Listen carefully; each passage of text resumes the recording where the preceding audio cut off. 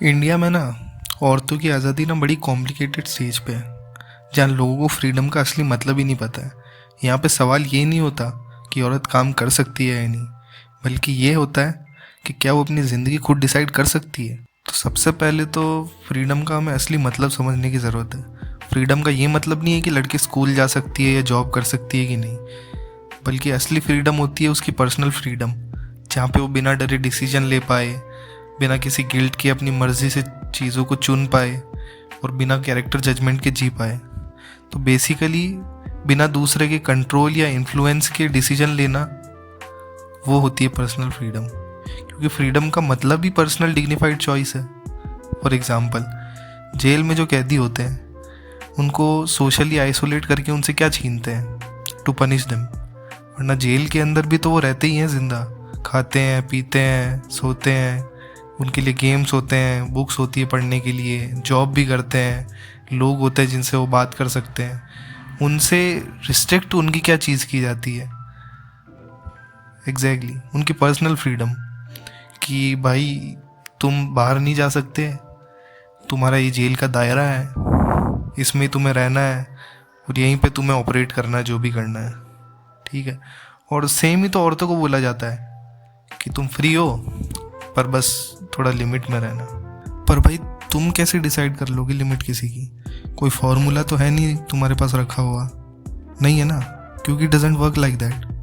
तो जो दूसरी चीज़ है वो है कंट्रोल एज अ कल्चर। यहाँ पे control as a independent word नहीं यूज़ होता, ये यूज़ होता है एज संस्कार, एज परंपरा, एज प्रोटेक्शन। और जब कंट्रोल के साथ द ऑलमाइटी कल्चर जुड़ जाता है तो उस पर सवाल उठाना भी फिर डिसरिस्पेक्ट है भाई। और यहीं से प्रॉब्लम शुरू होती है।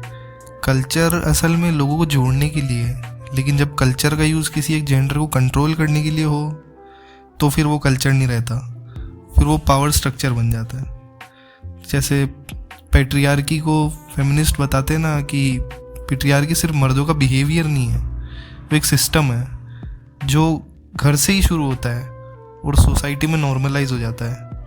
इस सिस्टम का सबसे इफ़ेक्टिव टूल है नॉर्मलाइजेशन। जब लड़की से कहा जाता है कि हम तुम्हें मना नहीं कर रहे हैं, बस समझा रहे हैं, तब वहाँ पे कंट्रोल हो जाता है इनविजिबल। जब बोलते हैं कि ये हमारे कल्चर में अलाउड नहीं है, तो यहाँ रिस्पॉन्सिबिलिटी कल्चर पे डाल दी जाती है और डिसीजन लेने वाले लोग इनविजिबल हो जाते हैं। सबसे ज़्यादा डेंजरस तो तब होता है जब कंट्रोल केयर के डिस्गाइज में आता है कि भाई तुम्हारी सेफ्टी के लिए बोल रहे हैं, तुम्हारे भले के लिए बोल रहे हैं, लोग क्या कहेंगे।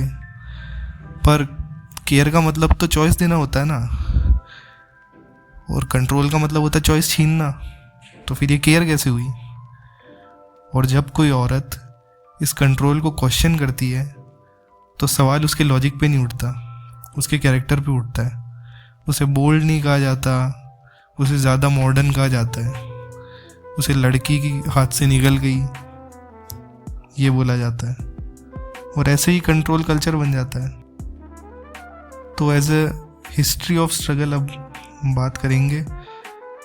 आज जो आज़ादी हमें नॉर्मल लगती है ना, वो कभी नॉर्मल थी नहीं।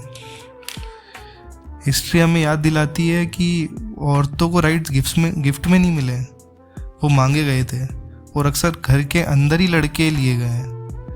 वुमेन मूवमेंट सिर्फ स्ट्रीट्स में नहीं हुआ है, वो क्लासरूम में हुआ है, वो कोर्ट रूम में हुआ है, और सबसे मुश्किल तो लिविंग रूम में ही हुआ है।